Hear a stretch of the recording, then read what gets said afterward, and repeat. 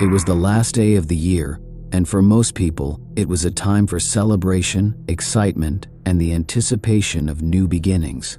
But for Claire, the evening was more about trying to escape the suffocating weight of the past. She had spent the last few months going through one of the darkest periods of her life, grieving the sudden death of her brother Ethan. Ethan had been more than just family, he was her best friend. They'd grown up in the same house, shared everything from childhood secrets to late-night talks about their dreams, but now he was gone, taken from her too soon in a tragic accident that no one had seen coming. The grief was a constant companion, gnawing at her from the inside out, and no amount of time or distraction seemed to dull the pain.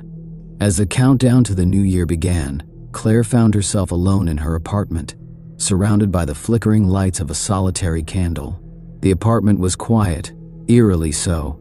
She had tried to invite a few friends over to help distract her, but they had their own plans, eager to celebrate the night with their loved ones. In a way, Claire understood. People moved on, they had to. But her own grief kept her rooted in the past, unable to move forward. The clock on the wall ticked relentlessly, counting down the minutes to midnight. It was a small, old-fashioned timepiece that had belonged to her grandmother, and the rhythmic ticking only seemed to heighten Claire's unease.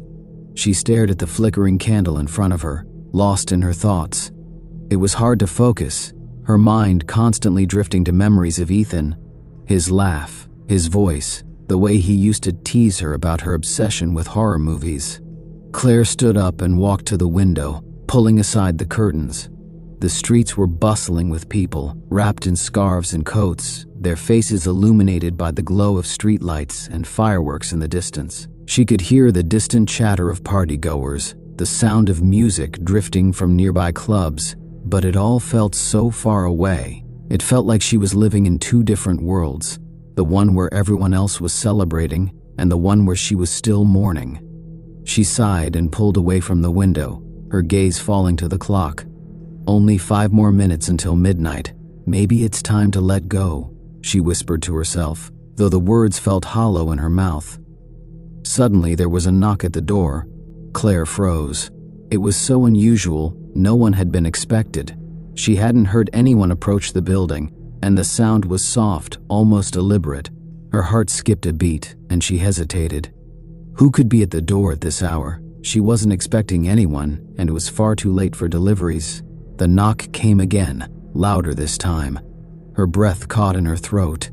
She stood there, paralyzed for a moment, before her curiosity overtook her fear. What could it be? It had to be a mistake. With hesitant steps, she approached the door. The hall outside was dimly lit, the faint outline of the doorframe casting long shadows. As she reached for the handle, she suddenly felt a chill. The air grew colder, and Claire's skin prickled, as though something or someone was watching her. She pulled the door open slowly. There, standing in the doorway, was a man. He was tall, with dark hair, a sharp jawline, and a face she didn't recognize. His clothes were simple but neat, as though he had just come from a formal gathering. What stood out the most, though, was the unsettling calmness in his eyes. "Good evening," he said with a polite smile. "I hope I'm not disturbing you." Claire blinked, taken aback by his sudden appearance. No, it's fine. Who are you?" "I'm sorry to intrude," he replied, his voice smooth and calm. "But I'm new to the area, and I thought I'd introduce myself. My name is Adrian. I live in the building across from yours." Claire narrowed her eyes. The building across from hers had been vacant for months. The idea of a new neighbor was strange, especially on such a late hour. "Sorry, but is everything all right?" Claire asked, still standing in the doorway, unsure of how to react. Adrian's smile never faltered. "Oh yes, everything's fine. I just thought I'd stop by and wish you a happy new year, that's all." Claire's confusion deepened. There was something about this man that felt off, something subtle that she couldn't put her finger on. She glanced past him, but the hallway outside her door was empty. No one else was in sight. "Well, thank you," she said cautiously, "but I'm not really in the mood for company tonight." Adrian's expression shifted ever so slightly. The smile lingered on his lips, but his eyes grew darker, more intense. "I understand. I won't take up much of your time. However, I have something for you. A gift, if you will." Before Claire could respond, he reached into his coat pocket and pulled out a small, intricately carved box. The box was made of dark wood, with delicate patterns etched into its surface. It was beautiful, but there was something eerie about it, as if it didn't belong in this world. "I don't want any gifts," Claire said, her voice firm now, though her hands trembled slightly. "Oh, but this one is different," Adrian said softly, holding out the box. "You see, it's not really a gift. It's more of an offering, an invitation, if you will." Claire felt a shiver crawl down her spine as she took a step back. Invitation?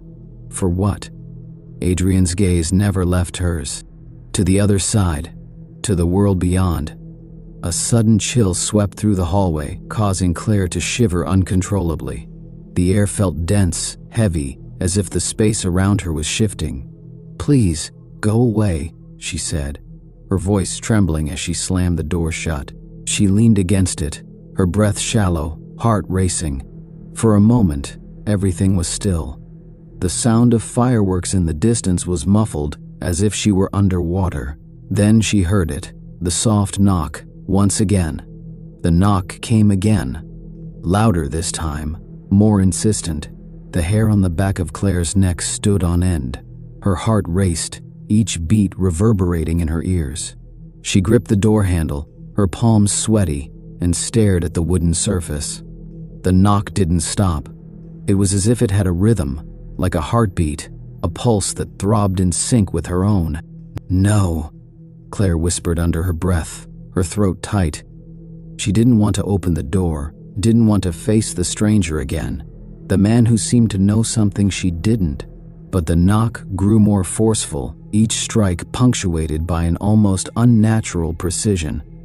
Claire stumbled back, her mind racing through every possible explanation. Was it a prank? No, this felt different. This wasn't normal. She forced herself to take a step toward the door, reaching for the handle. There was a moment's hesitation before she opened it just a crack, enough to peer out. The hallway was empty. No Adrian, no one at all. Relief washed over Claire in a flood of warmth, but the moment was fleeting. A strange sensation lingered in the air, a presence that she couldn't shake. Her mind screamed at her to shut the door and lock it, but her eyes fell to the small wooden box that still lay on the floor, just a few feet from the threshold. She hadn't even realized she'd dropped it. Her body moved on instinct, bending down to retrieve it. The box felt cold in her hands, unnaturally so, as if it had been pulled from a place beyond the reach of warmth. Claire shuddered as she turned it over, her fingers brushing the intricate carvings. They were patterns she hadn't noticed before, faintly glowing under the dim hallway light. Something was wrong. Everything was wrong. As Claire held the box in her hands, her fingers tingled, as though the carvings were alive beneath her touch. The whispers came then. Soft, unintelligible murmurs like voices in the distance, faint but unmistakable. They grew louder with each passing second, pushing against her mind, demanding her attention.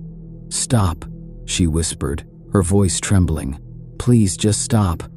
But the whispers didn't stop. They didn't even falter. They were in her head now, swirling, tugging at the edges of her sanity. She felt the walls of the apartment closing in, the darkness pressing against her, and her breath came in short gasps. A deep, primal fear curled in her stomach, sinking its claws into her gut. There was a sudden knock behind her. She spun around, her pulse thundering in her ears, but the apartment was still empty. No Adrian, no one. The room was too quiet now, the silence deafening. Claire could feel the weight of the stillness, could sense something, someone, watching her from the shadows. Her eyes darted toward the living room, where the only light was the flickering candle on the table. It cast long, eerie shadows across the walls. Something moved in the corner of her vision. No, she thought, it couldn't be. She had to be imagining things. But the movement was real. It was there, just out of her direct line of sight. She took a step back, her hands trembling as she held the box closer to her chest. Her mind was reeling, trying to make sense of everything. Had she been dreaming? Was it just grief? Her brother's death had shaken her to her core, yes, but surely she wasn't losing her mind. The movement came again, faster this time, closer. Claire's breath hitched, and her feet seemed rooted to the spot. She felt like she was suffocating. The whispers grew louder, almost deafening now, their frantic tone urging her to listen, to understand, to follow them into the dark. She couldn't block them out anymore, couldn't ignore them. She glanced toward the candle. Its flame flickered once, then twice, before it went out completely, plunging the room into complete darkness. Claire gasped, the box slipping from her grip as she stumbled backward. She heard it hit the floor with a hollow thud, but before she could react, she felt it.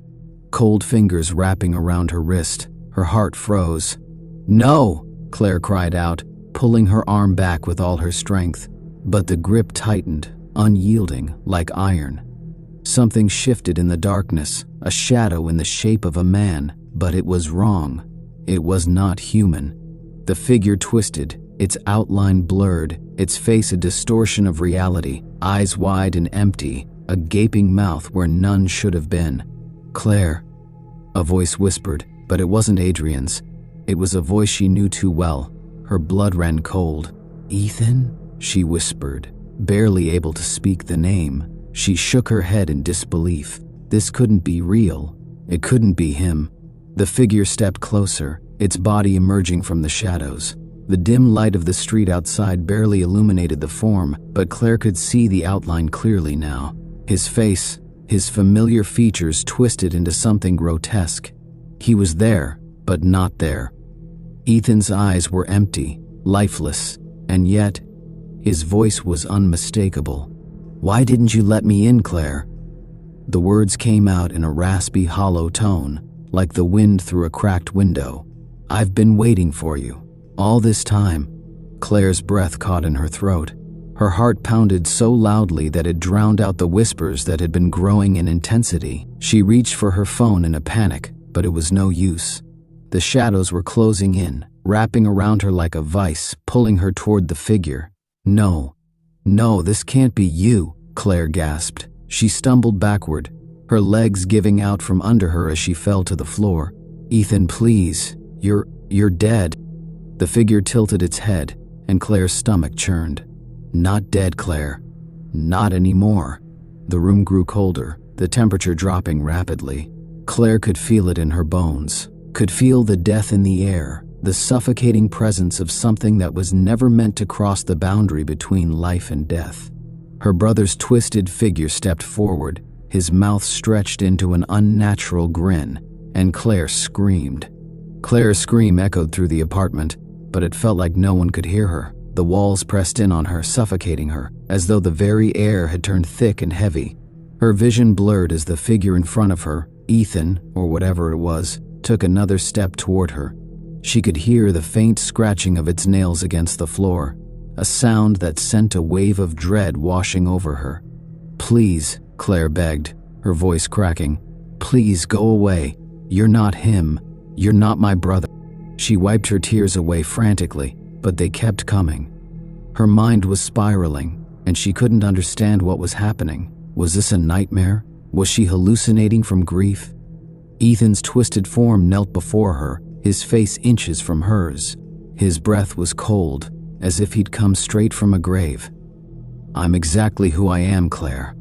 I never left. No," she whispered, shaking her head violently. No, this can't be real. You died, Ethan. You're gone. I saw you." Ethan's mouth stretched unnaturally wide, a grin so wide it looked as if it could split his face open. "I never left. You just stopped looking."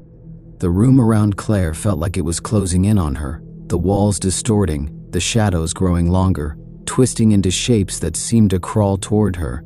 She tried to push herself away from the figure in front of her, but her limbs were frozen, weighted down by a force she couldn't explain. The coldness was too much, suffocating her, and she felt herself sinking into it, slipping away. Then she heard it again, the soft knock. It was gentle at first, almost tentative, but it quickly grew louder and more frantic. "Knock," Knock, knock.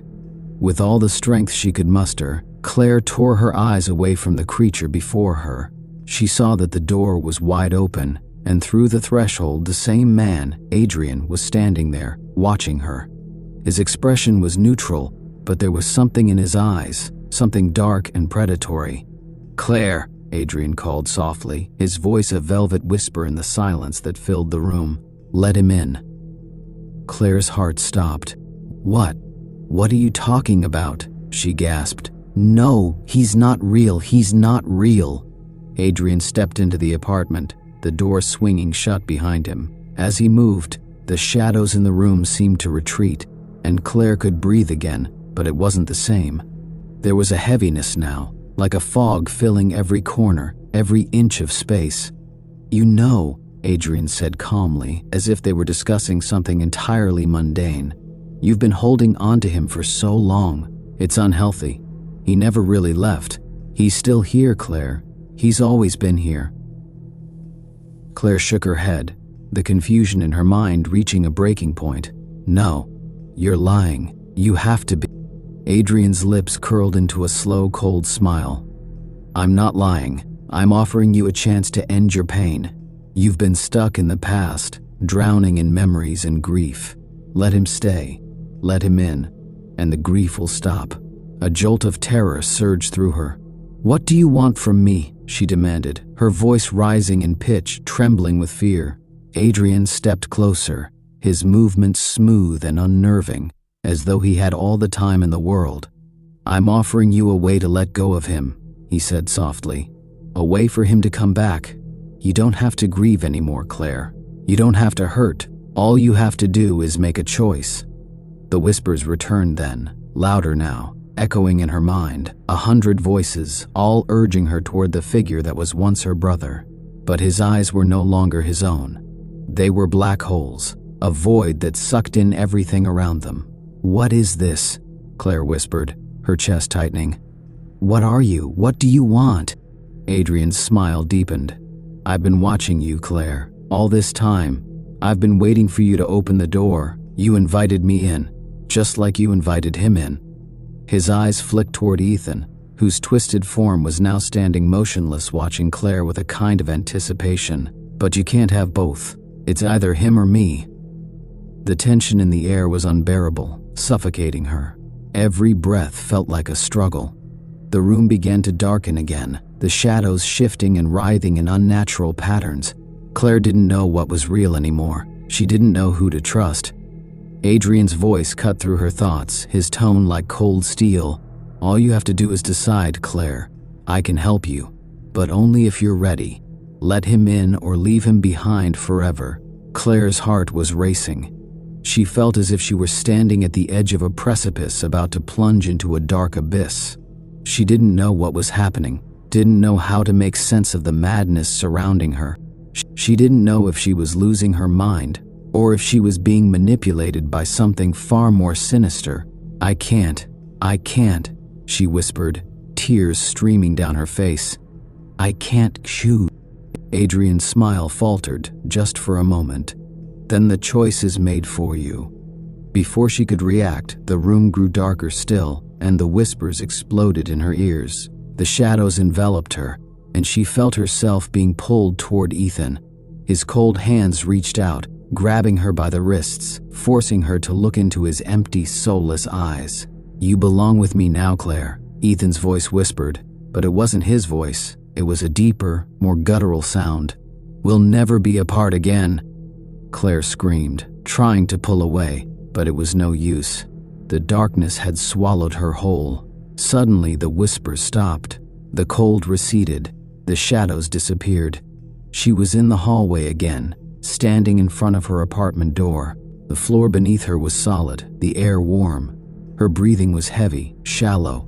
Confusion overwhelmed her as she realized she was back where she started, standing in front of the same door, just as she had been hours ago.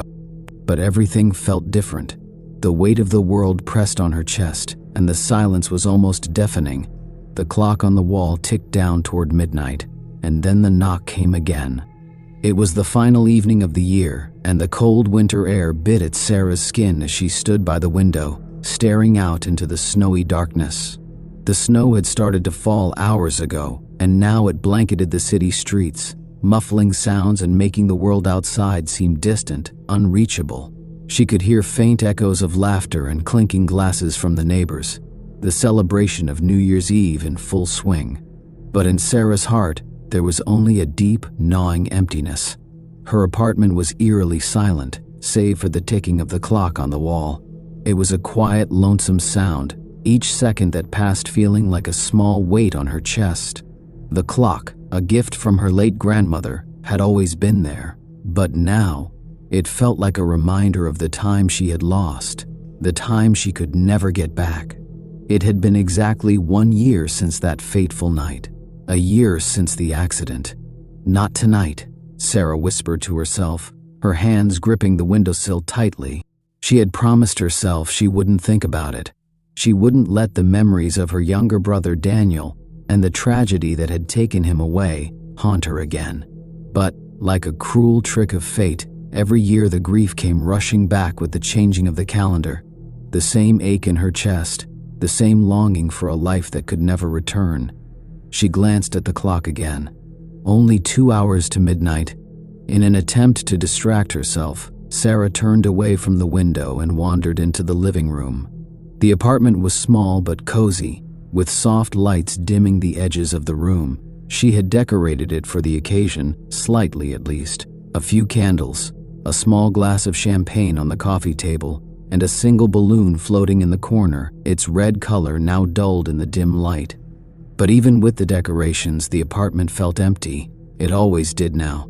She couldn't help but wish she had someone to talk to, someone to share the evening with, someone to keep the dark thoughts at bay. A sudden knocking at the door startled her. She froze, staring toward the entrance as if the sound had come from a dream. It was unexpected. She wasn't expecting anyone. In fact, she couldn't recall inviting anyone.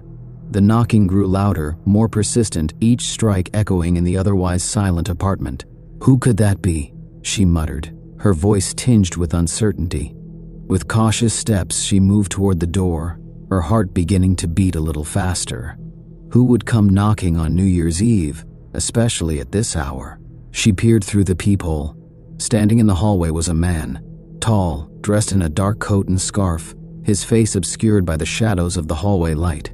For a moment, Sarah felt a strange sense of familiarity, but she couldn't place him. Slowly, she opened the door. "Can I help you?" she asked, trying to keep her voice steady. The man smiled, a slow, knowing smile.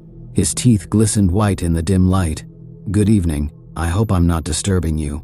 Sarah stared at him, feeling a wave of unease wash over her. "I wasn't expecting anyone." "Ah, yes, I know." The man's voice was smooth, almost hypnotic. "I'm sorry for the intrusion. My name is Adam. I live in the building across the hall. I was wondering if you had a moment. It's New Year's Eve after all." Sarah's gaze flickered to his hand, where he was holding something small and wrapped in what appeared to be black velvet cloth. Her curiosity was piqued, but the unease in her stomach told her to be cautious. "I don't really have time for company," she said, trying to keep her tone polite but firm. Adam seemed undeterred. "I won't take much of your time. It's just that I wanted to offer you something. A gift, if you will. A token of remembrance." Her stomach turned at the word remembrance. It was the last thing she wanted to think about, especially tonight. "I really think you should leave," she said, her voice trembling ever so slightly, but Adam didn't move. Instead, he smiled again, his expression almost too wide, his eyes gleaming with an unsettling intensity. "I insist. This is for you. It's important." Before Sarah could protest further, Adam reached into his coat and placed the small velvet-wrapped object into her hand. The weight of it felt wrong, too heavy for something so small. She stood frozen, unable to move, as his gaze never left hers. "Take it," he said softly, his voice now barely a whisper. Without thinking, Sarah unwrapped the cloth, her fingers trembling. Inside, nestled in the fabric, was an old-fashioned pocket watch. The brass was tarnished with age. and the glass face was cracked in places, but it was undeniably beautiful. And yet, something about it made her blood run cold. She looked up at Adam, her throat dry. "What is this?" "This," Adam replied, "is a reminder of things that are lost, things you can't forget, no matter how hard you try." A chill ran down her spine. "How do you know?" she started, but her voice caught in her throat. How did he know about Daniel? How did he know the pain she'd been carrying?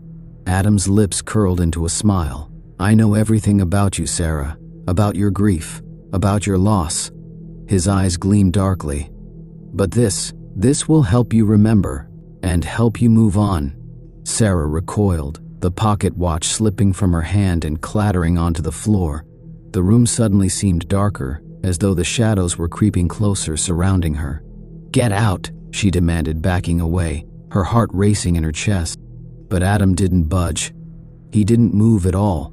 Instead, his voice echoed around her, like a distant murmur coming from everywhere at once. "You'll see," he said softly. "You'll see when the time comes." His figure started to fade, like a shadow slipping away into the dark. And then, just like that, he was gone. Sarah's chest heaved as she tried to steady her breath. She quickly slammed the door shut, bolting it behind her, but her hands were still shaking. She stood there for a long moment, staring at the pocket watch that lay on the floor, its presence like a silent invitation. "Just a trick. It's just a trick," Sarah muttered to herself, trying to calm the rising panic in her chest. But she couldn't shake the feeling that something was wrong. The apartment felt colder now, darker somehow. The shadows in the corners of the room seemed to grow longer, more pronounced. She didn't want to touch the watch. She didn't want to know what it meant, what Adam's words had meant. But despite her fear, despite her better judgment, Sarah couldn't stop herself from walking toward it. Her fingers brushed against the cold metal, and she felt an odd, jarring shock run through her. Her heart skipped a beat, and the room seemed to shift as if the air had thickened. She didn't want to look at the time, but she couldn't resist. She opened the watch. The hands of the clock had stopped. No, they weren't stopped. They were moving. But they weren't moving in the right direction. They were counting backward,